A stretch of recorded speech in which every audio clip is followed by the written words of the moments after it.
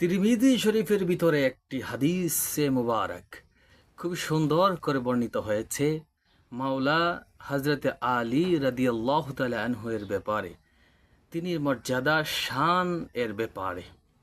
তিরমিজি শরীফের ভিতরে হাদিস এসেছে 3721 নম্বর হাদিস।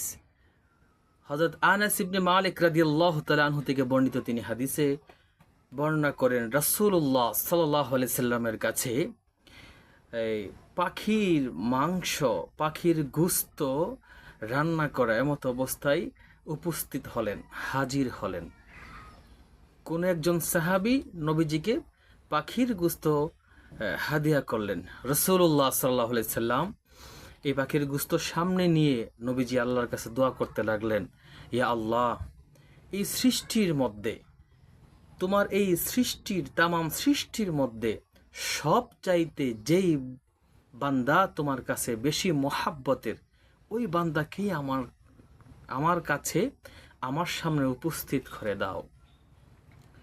রাসূলুল্লাহ সাল্লাল্লাহু আলাইহি ওয়াসাল্লাম এই দোয়া করার কিছুক্ষণের মধ্যে দেখা যাচ্ছে ফাজা আলী রাদিয়াল্লাহু তাআলা আনহু, হযরত আলী রাদিয়াল্লাহু তাআলা আনহু সেখানে উপস্থিত হলেন এবং রাসূলুল্লাহ সাল্লাল্লাহু আলাইহি ওয়াসাল্লাম ফাআখালা মাআহু, হাদিসের ভিতরে এসেছে হযরত আলী রাদিয়াল্লাহু তাআলা আনহুকে সাথে করে নিয়ে রাসূলুল্লাহ সাল্লাল্লাহু আলাইহি ওয়াসাল্লাম তিনি নিজেই এই পাখির গোশত দুইজনে একসাথে খেলেন। সুবহানাল্লাহি ওয়া বিহামদিহি।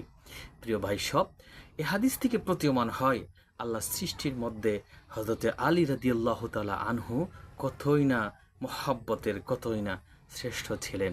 আমরা অন্যান্য সাহাবীদেরকে অবশ্যই মহব্বত করে ভালোবাসি, এই সৃষ্টির মধ্যে অবশ্যই রাসূলুল্লাহ সাল্লাল্লাহু আলাইহি ওয়াসাল্লাম আল্লাহর কাছে সবচাইতে তো প্রিয়।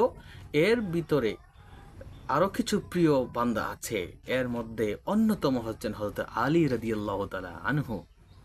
সুতরাং হযরত আলী রাদিয়াল্লাহু তাআলা আনহুর মর্যাদা